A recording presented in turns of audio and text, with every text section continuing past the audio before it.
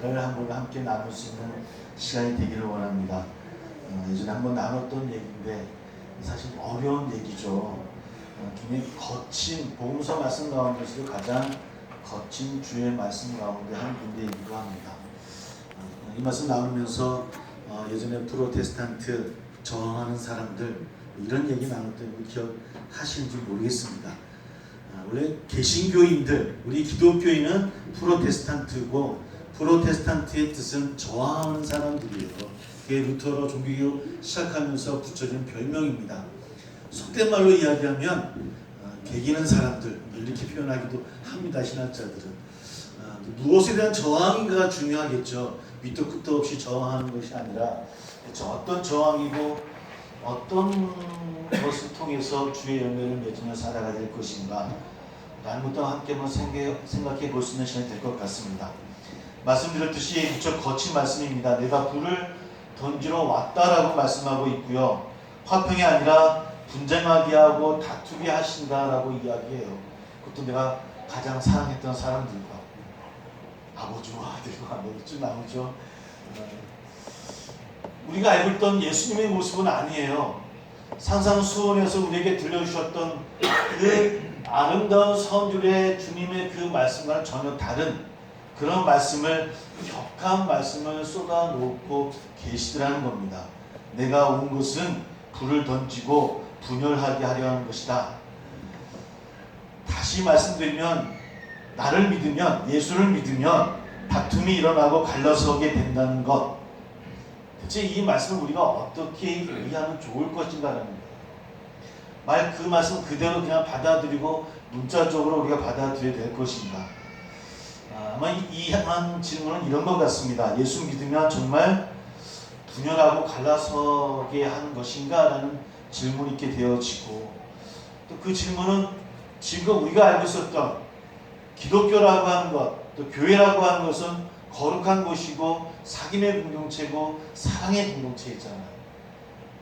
우리 예배 전에 우리 이술사님이 사랑으로 기도하며 다른 나가자라고 말씀하셨는데 그게 다 그렇게 이루어질 수 있는 것일까? 서로를 보듬어주고 배려하고 누구든지 환대할 수 있는 그런 개방성이 있어야 되고 서로 의견이 달라도 화해하고 이해하고 일치해서 늘 평화를 누려야 된다라고 지금껏 우리가 들어왔고 저도 이야기했고 또 그렇게 또 알고 있잖아요. 근데 대체 왜 주님은 불을 던지러 왔다 그러고 갈라서게 한다고 하시고 분쟁한다고 말씀하시는 것일까? 저는 이 말씀을 좀 더 좀 현실적으로 우리가 받아볼 필요가 있을 것 같아요. 사실은 예수를 믿는 신앙 공동체, 교회의 역사를 되돌아보면 사실 이제 2000년이 넘었지만 한번 이렇게 역사를 되돌아보면 어떤 역사였습니까? 정말 주님의 말씀처럼 분열의 역사였던 것 같아요. 시대마다 때마다 왜 이렇게 분열하고 갈등하는지요. 갈등과 분열하는 역사가 기독교의 역사가 아니었는가. 이미 1600년 전에 동방과 서방교회로 갈라지고요. 500년 전에는 서방교회가 카톨릭과 개신교로 갈라집니다. 저희 한국교회가 100년이 넘었다 하지만 어떤 분은 190년 됐다는 분도 있고, 여하튼간에 한국교회 교단을 이야기하기를 하나님도 몇 개인지 모르는 교단이 많다라고 이야기하고 있는 정도인데 대체 왜 늘 평화하고 사랑의 교회라고 이야기하고 하나 되어져라고 이야기하면서도 불구하고 왜 이렇게 수많은 갈등과 나눔과 분파가 있는 것일까라고 하는 거예요. 그게 좋은 건가 나쁜 것인가? 나는 좀 둘째치고 왜 그럴 것인가? 이것이 우리의 일단 현실이다라고 하는 것을 우리가 일단 인지할 필요가 있는 것 같아요. 그러니까 우리의 삶이라고 하는 것이 신앙의 공동체, 또 신앙 교회 역사라고 하는 것이 분열의 그런 역사였었고 늘 갈등의 역사였어요. 그럼에도 불구하고 하나님 나라는 끊어지지 않았었고요. 늘 발전하고 부흥하고 그곳 어떤 곳에서도 하는 열매를 맺어가시는 것이 기독교의 역사였더라고 하는 것이죠. 대체 그런 역사나 그런 분야가 그런 것도 어떤 의미가 있는 것인가? 우리나라도 아까 말씀드렸듯이 교단에 몇 개인지 하나님도 모르시는 교단이라고 얘기했는데 여러 가지 이유가 있겠죠. 신학적인 이유 때문에 갈라서기도 하고 윤리적인 것도 갈라서기도 하고 저번에 우리 말씀드렸던 것처럼 우리 선교 초기만 하더라도 신분과 성별의 문제가 때문에 교회가 갈라서기도 했어요. 그래서 처음에 교회는 어떤 교회는 양반들만 모이는 교회, 어떤 교회는 평민들만 모이는 교회, 이렇게 교회가 갈라서고 했던 교회가 있었고요.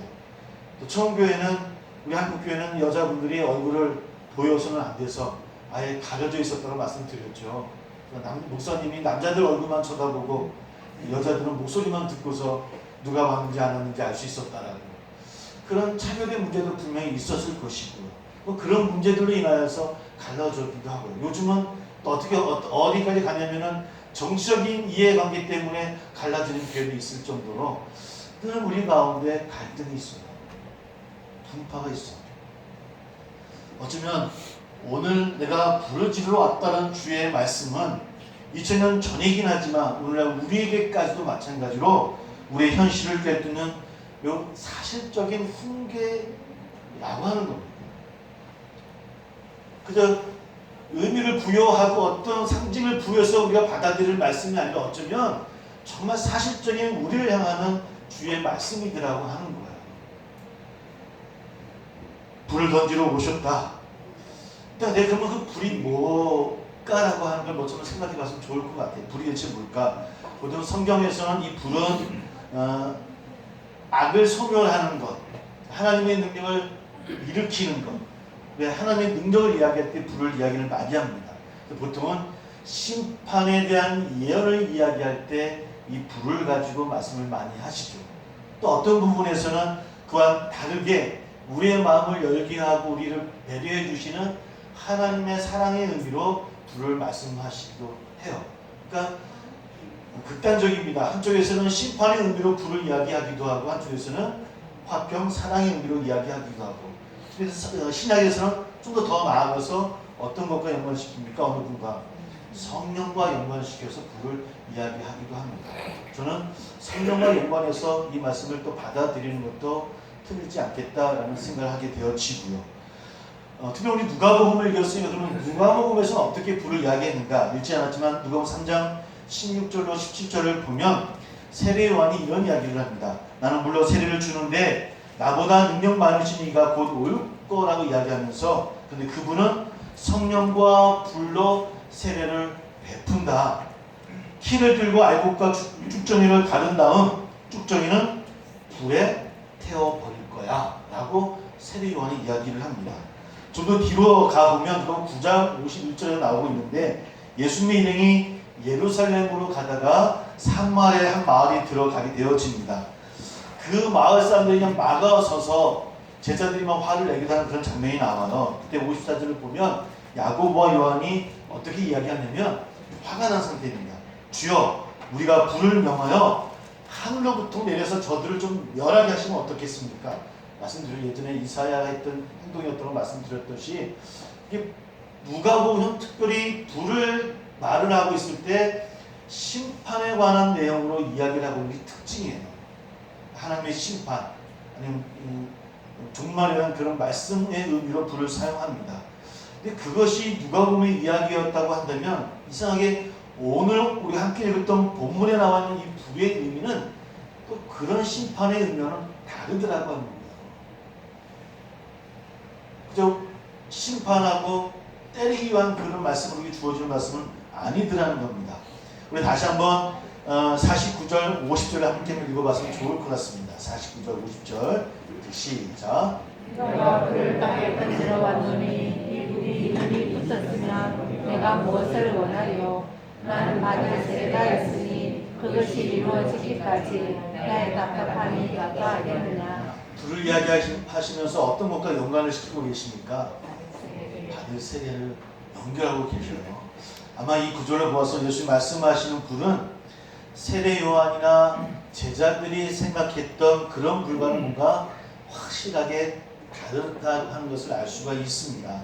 분명한 것은 예수님의 불은, 예수님 말씀하시는 불은 당신이 받아야 되는 세례와 연결되어져 있어요. 예수님 세례를 받으셨습니까? 안 받으셨습니까? 지금 이 말씀 우리가 알고 있죠. 이미 요단강에서 세례 요한에게 받았어요. 그러면 그 물로 받는 세례를 말씀하시는 것 같지는 않아요.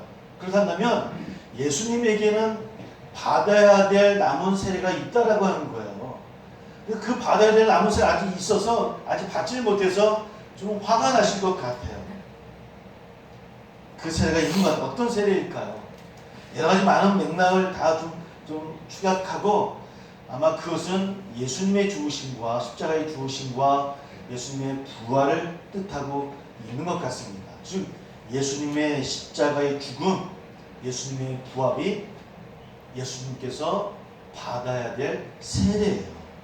그리고 그 사건과 함께 불이 붙는다고 하는 것은 그 후에 오순절 성령의 다락방의 역사를 더 연장해서 우리가 이해할 수가 있을 겁니다. 사실 우리의 신앙의 내용이 바로 이런 것이 아닌가라는 생각을 해보게 되어집니다. 그리스도의 죽음과 부활, 그리고 성령의 오심, 다시 말해서 나의 받을 세례를 기다리고 있다라는 말씀은 어떤 의미냐면 주님의 부활과 성령 간임의 때가 아직 오지 않았다라고 하는, 와야 된다라고 하는 주님의 그 답답한 마음을 대변하는 그런 말씀이라고 하는 겁니다. 그 역사가 빨리 일어나서 하나님 나라가 시작되어져야 되고 성령의 뜨거운 일들이 우리 가운데 일어나야 하나님 나라가 하루속히 이루어져 갈 것이다라고 하는 그런 뜨거운 마음들이 주의 말씀 가운데 있는 것 같아요. 그런데 그렇게 답답하셔서 내가 불을 지르러 왔어 라고 말씀하시는 그 예수님의 마음처럼 사실은 이 말씀을 읽으면서도 불이 그런 것인가 라고 들으면서 불구하고 답답한 마음이 있어요. 무엇입니까? 대체 그 예수님의 십자가와 죽음과 부활이, 그 불이 대체 분열되어지고 갈등을 일으키고 다툼이 있게 되어지는 것과 어떤 상관이 있냐는 거예요. 왜 불을 주시는데, 불러 오셨는데 왜 우리에게는 다툼이 있냐는 겁니다. 성령의 뜨거움이라고 한다면, 성령의 불이라고 한다면 뜨거워서 사랑이 넘쳐나고 서로 사랑하고 아껴줘야 되는 것이 우리가 늘 들어왔던 말씀이잖아요. 근데 왜 주께서는 분열을 이야기하시고 왜 다툼을 이야기하고 계신 것인가? 사실은 그런 말씀 우리에게 답답하고요. 답답한 것을 건너서 예수님 자신의 모습을 우리가 성경을 되돌아봐도 늘 그러셨던 것 같아요. 예수님이 공생을 시작하시면서 3년의 공생을 생활하시는데 사실 3년 내내 어떤 모습이셨습니까? 제자들과는 귀한 사람은 나눴는지 모르겠지만 어떨 때는 제자들하고 바리새인들하고 율법학자들하고 사람들하고도 늘 어땠어요? 늘 분열이셨어요. 늘 갈등이셨어요. 진짜로 불을 던지듯이 오시기만 하면 그 마을, 그 모임, 그 공동체는 어떻게 되어집니까? 뭔가 흔들려요. 세태가 흔들리기도 하고 관습이 흔들리기도 하고 습관이 흔들리기도 하고 그들의 신앙과 그들의 모든 것들이 다 흔들어 버리시는 예수님을 우리는 성경에서 만나게 되어지더라는 겁니다. 즉 예수님이 가시는 곳마다 사람들마다 그 마을마다 그 관습과 그 전통마다 어떤 것이 일어나게 되어지냐면 차이가 일어나요. 차이가 일어나기 때문에 뭐가 일어나는 겁니까? 분열이 일어나요. 뭔가 나와 다르고 뭔가 나와 내가 받아들일 수 없는 것이기 때문에 그분과 내가 어떻게 되어지는 거예요? 분열이 일어나는 거예요. 이런 교회 내에서 어떤 모임이 있고 우리 가족도 마찬가지죠. 가끔 우리 부부싸움도 하시지 않습니까? 그죠? 안 하시는 것처럼 괜히 하시도 하시는 게 알아요. 왜 그럽니까? 차이 때문에. 분명히 틀려요. 20년 살았으면 뭔가 이해하고 나를 받아줄 것 같은데 지금도 안 받아줘요. 제 얘기하는 겁니다 지금. 그래서 뭐가 됩니까? 차이잖아요. 그 차이가 어떻게 되어져요? 24시간 가운데 가끔은 2-3시간 분열이 일어나요. 그 일어나. 예수님이 그러셨다고 하는 거예요. 우리가 알기로는 그저 1등은 내접받고 2등은 따라가야 되는 삶인 것 같아요. 늘 가진 사람이 있으면 없는 사람은 그저 그것을 따라가고 늘 찬성해줘야 되는 것 같아요. 근데 예수님이 오시고 나서는 아니라는 거예요. 하나님 나라는 그런 나라가 아니라는 거예요. 1등이 2등이 될 수 있고 2등이 꼴찌가 될 수도 있고 꼴찌가 1등이 될 수도 있는 세상이 하나님 나라라고 하는 거예요. 우리가 생각하는 세상은 1등만이 잘 사는 나라가 되어져야 되는데 아니라고 그들에게 차이점을 말씀하시는 것이 예수님의 모습이에요. 예수님의 불이라고 하는 거예요. 가난한 자나 부한 자나 약한 자나 또 능력이 있는 자나 하나님 보시기에 다 도토리 희색이라고 하는 거예요. 너희들이 가졌느냐 없느냐 누리느냐 풍족하냐 그러나 너희들은 나에게 기도해야 될 존재라고 하는 거예요. 그분 앞에서 늘 우리가 다 부족한 존재들이고 그분께 기대지 아니하고서는 은총을 받지 아니하고서는 살아가지 못하는 존재라고 하는 것. 이것을 깨닫게 하시는 그 불을 주님은 계속 던지신 거예요. 그 이스라엘 민족들에게, 그 유대인들에게, 그 모임에게, 그 학자들에게, 그 제자들에게 또 2000년 지난 우리에게도 던지고 있더라는 겁니다. 차이를 늘 깨닫게 하시는 하나님, 주님이셔요. 요즘 그분께 기대고 은총을 간절히 구하는 자에게 가장 선한 것으로 응답해 주신다고 하는 것, 여러분 이것이 우리의 믿음 아닙니까? 이것을 정말 깨닫고 믿으시기를 소망합니다. 그분은 어떤 누구라도요, 그분께 우리가 구해야 되는 것이 우리의 존재이고 그분께 구하면 선한 방법으로 우리에게 응답하시는 분이시라고 합니다. 죽음을 생명으로 바꾸고 성령을 통해서 우리를 도와주시는 하나님의 능력이 계시고, 여러분 그것이 우리에게 복음이고 복음이 기쁜 소식 아닙니까? 기쁜 소식이기 때문에 전하는 거 아닙니까? 전하는 거잖아요. 왜? 나는 그럴 사랑을 받을 만한 존재가 아님에도 불구하고 그런 은혜를 우리가 받고 있기에 그것이 우리가 고백하는 우리의 믿음의 내용입니다. 그런데 오늘 성경을 읽어보니까 그 믿음을 갖게 되어지면 불을 던지게 되어진다는 거예요. 차이를 만들어낸다고 하는 겁니다. 그 차이가 분열을 만들어낸다라고 이야기하고 있는 거예요. 어찌 생각하면 무척 슬픈 이야기예요. 오늘 예수님은 더 적나라하게 우리에게 말씀하십니다. 가족을 이야기하면서 말씀하고 있잖아요. 아버지와 아들과 누구입니까 지금? 다시 말씀 볼까요? 아버지와 아들과 아들이 아버지와 어머니와 딸과 딸이 어머니와 차이를 만들고 분열되어지게 되어진다. 이렇게 얘기하면 그래 믿음은 분열을 일으킬 거야. 한 일주일도 저희 아들들이 또 저를 또 분열하고 차이를 느끼고 또 그럴지 모르겠습니다. 사실 나쁜 일이잖아요. 나쁜 일이잖아요. 분열되어서는 안 되잖아요. 사랑으로 하나 되어져야 한다고 이야기를 하잖아요. 근데 예수를 믿는다고 하는 것이 또 우리의 믿음을 항상 이렇게 분열할 수밖에 없는 그런 운명인가? 우리를 분열케 하려고 주님이 우리를 부르신 것인가? 우리가 하나가 되어지고 거룩한 삶의 공동체를 이루는 것이 상상 속의 세계인가? 환상인가? 라고 하는 질문을 하게 되지 않습니까? 그렇잖아요. 오늘 누가복음 저자는 우리 믿음이라고 하는 것이 차이를 만들어낸다고 강조해요. 모든 신앙이 차이를 만들어냈고 그것 때문에 갈등을 겪었고 분쟁을 일으키고 전쟁까지 일으켰던 것이 기독교의 역사예요. 이것이 실제 우리의 경험이기도 하고. 근데 그럼에도 불구하고 우리가 말씀을 읽어나가면서 그 분열과 분쟁보다 더 중요한 것이 그 안에 숨어있다라고 하는 것을 찾을 수 있어야 될 것 같습니다. 오늘 예수님이 우리에게 요구하는 믿음이라고 하는 것, 아마 그것은 단순히 앞선 세대의 것을 생각 없이 받아들이고 그대로 걸어가면 된다라고 말씀하시는 그런 말씀은 아닐 거예요. 그렇게 해왔으면 또 그렇게 걸어가면 되지 뭐 라는 말씀으로 받아들였으면 안 될 것 같습니다. 어쩌면 믿음이라고 하는 것이 때로는 주로 여겼던 것을 되돌릴 필요도 있을 것이고 때로는 복음에 대한 믿음 때문에 맞서고 갈등을 겪어야 될 때도 있겠지만 그러나 일단 그것이 믿음이라고 하는 것을 우리에게 경고하고 있어요.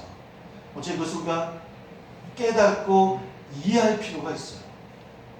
그냥 머릿속에, 우리의 생각 속에 맞아, 믿음이라고 하는 것은 하나님 나에게 허락하신 은혜지만 그 믿음이 세상 안에서는 차이를 만들어내고 어제 그것 때문에 세상과 맞서고 갈등을 일으킬 때도 있을 거야 라는 생각을 먼저 가질 수 있는 우리 되기를 소망합니다. 오늘 우리는 어떤가요? 예수 믿는 사람들이 십자가의 죽음과 부활, 성령의 복음 때문에 차이를 만들어내며 우리가 살고 있는가요? 예수의 복음 때문에 직장에서, 가정에서, 세상 속에서 다수와 맞서고 하나님의 의를 이야기하며 살아가고 있는 것인가 한번 되돌아보는 저나 우리 모두 되기를 소망합니다. 사실 우리는 아무런 위험 없는 세상 속에 살고 있잖아요. 사실 그런 생각을 안 하더라도 살 수 있는 세상인 것 같아요. 좋은 게 좋은 거라고 흘러갈 수 있겠죠. 어쩜 이렇게 이야기하는 것 자체가 지금까지 한국교회가 갖고 있었던 가치관은 틀려요. 분열, 차이, 다툼, 사실은 한국교회 안에서는 금지입니다. 금지요. 저도 이렇게 이야기하지만 아마 이렇게 누가 그런 얘기하면 아닙니다. 인내하십시오. 참으셔야 됩니다. 저도 이렇게 이야기할 줄 모르겠어요. 그러나 성경은 분명하게 믿음은 그것이 아니라고 이야기를 하고 있어요. 가까운 인도네시아만 하더라도 예수를 믿는 것이 목숨을 내어놓는 일이라고 합니다. 지금 수교사들이, 선교사들이 그렇게 일을 하고 있고, 지금 홍콩에서 지금 집회 중에 있잖아요. 아마 교회가 큰 역할을 하고 있다라는 소식을 듣고 있어요. 그것이 교회가 문을 닫을 수 있는 위험일 수도 있습니다. 그들은 그 갈등 앞에 무릎 꿇지 않냐고 기도하며 나아가고 있어요. 우리도 함께 기도하시면 저나 우리 되기를 소망합니다. 어쩌면 믿음을 갖고 차이를 만든다라고 하는 것은 위험한 일이에요.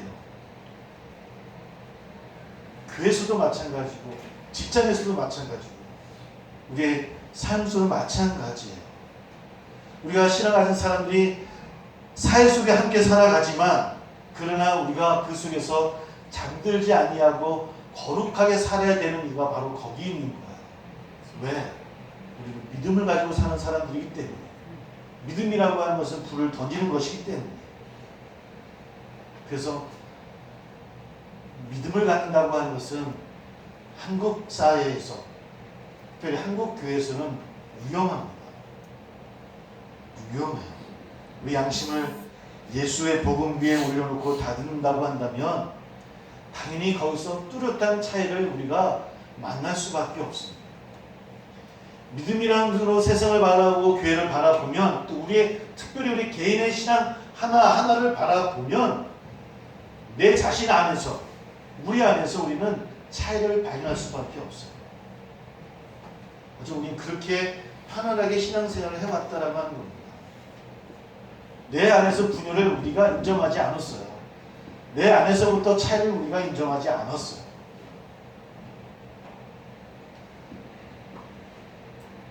다만 오늘 성경에서 그래도 불구하고 우리가 한번 생각해야 단어가 뭐냐면 분열을 이야기하면서 또 우리에게 주시는 말씀이 화평이라는 말씀을 우리에게 주시고 있다라고 하는 겁니다. 그것이 우리에게 조금 소망을 갖게 되어져요. 그러면 이 분열과 믿음과 차이와 분열과 화평함과 사랑을 이루어야 되는 공동체에 대체 어떤 관계가 있냐는 겁니다. 거기까지 나가야 이해될 수 있을 것 같으면 천천히 생각해 봅니다. 저는 이 화평이라는 단어, 특별히 우리 교회 안에서의 평화라는 단어를 관용이라는 단어와 한번 맞춰보고 싶어요. 뜻을 찾아보니까 너그럽게 용서하고 받아줌. 영어의 단어의 의미를 찾아보니까 오래 참아준다라는 의미를 갖고 있더라고요. 그러니까 관용은 개인과 개인의 관계에서뿐만 아니라 다양하고 복잡한 공동체 안에서 서로 용서하고 받아주고 참아줄 수 있는 그런 태도예요. 그러니까 우리 교회 안에서 가장 필요한 태도이겠죠. 우리 새한교회가 관용이 넘치는 교회가 되기를 소망합니다. 여러분들의 가정이 관용이 넘쳐나는 귀한 가정이 되기를 축복합니다. 화평, 평화, 샬롬 다 같은 단어 있잖아요. 그 모든 단어들이 어느 정도 관용이라는 그런 단어와 태도를 기본으로 삼고 있는 단어들이라고 합니다. 그러니까 참고 용서하고 견디고 기다려줘야 평화를 이룰 수 있어요. 샬롬을 이룰 수 있어요. 그리고 관용이라고 하는 참을 수 있다는 것은 어떤 의미입니까?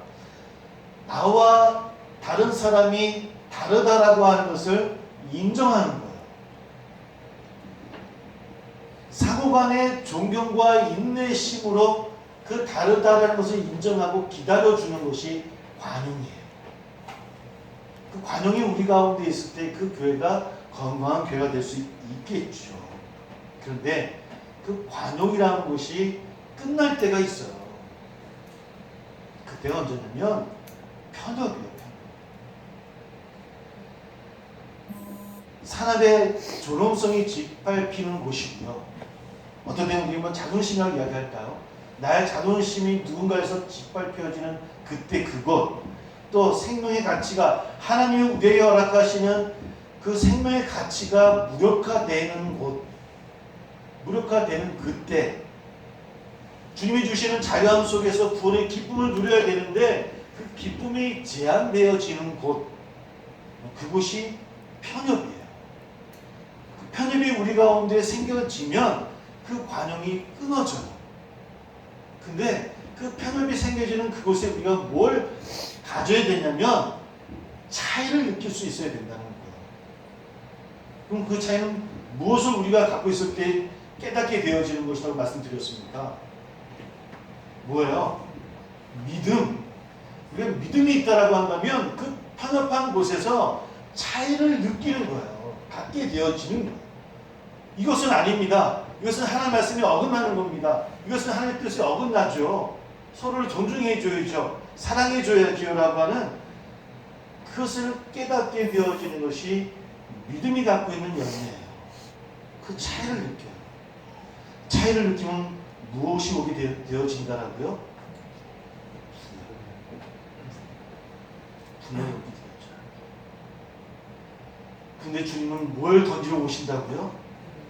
불을 던지러 오셨고 우리를 향해서도 그 불을 던지는 열매를 맺으며 살아가라 말씀하시는 거예요.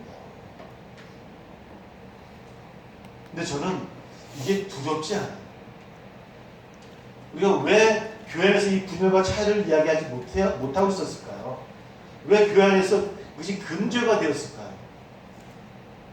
그런 이야기들이 나오면 그런 것이 평화가 깨어지면 뭐가 흔들린다? 교회가 흔들린다. 교회가 흔들린다. 그러나 제가 개혁교 아닙니까? 종교개혁 위원은 개신교잖아요. 그 많은 종교개혁자들이 그 어려운 가운데서도 그의 말씀을 외치고 하나님의 뜻을 외칠 수 있었던 것은 왜일까요? 그들이 용기가 많아서요? 그들이 의협심이 막 강한 존재들이라서? 아닙니다.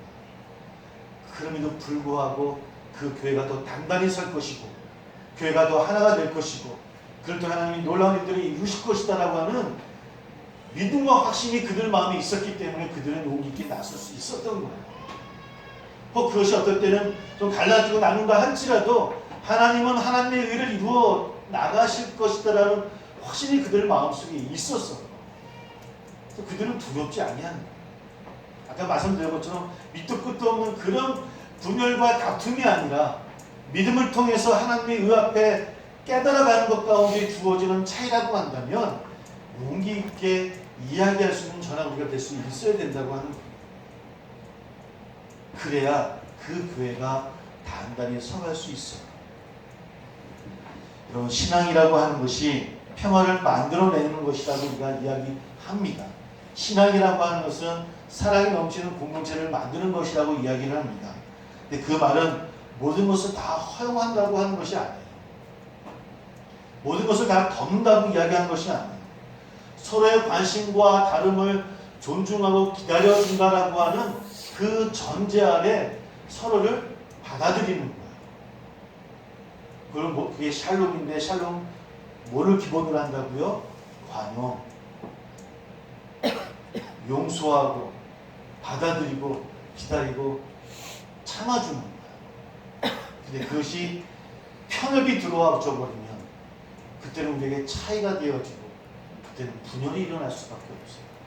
근데 그 분열이 싸움으로 일어나는 분열이 아니라 믿음을 통한 분열이 일어날 수 있다고 한다면 새한교회는 건강하게 성장할 수 있는 거예요.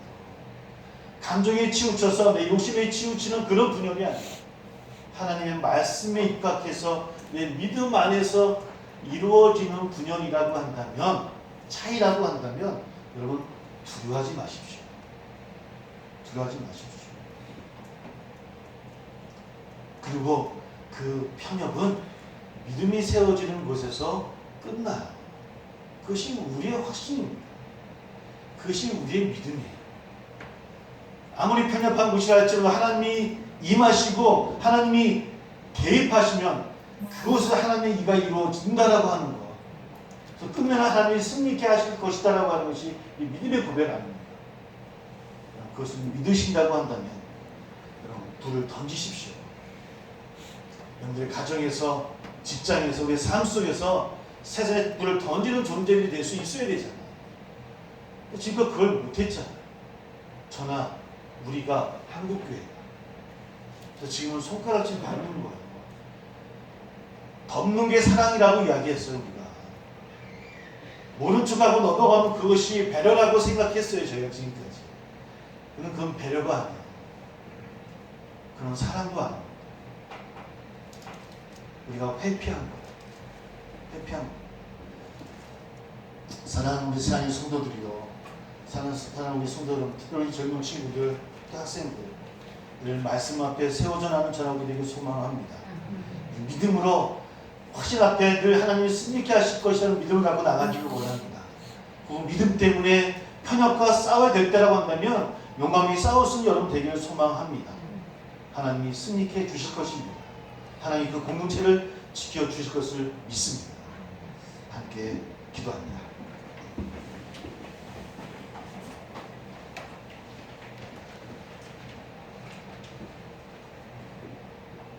지금 참 어려운 때입니다. 나라도 어렵고 세계 정세도 어렵습니다. 또 많은 분들이 그런 이야기를 합니다.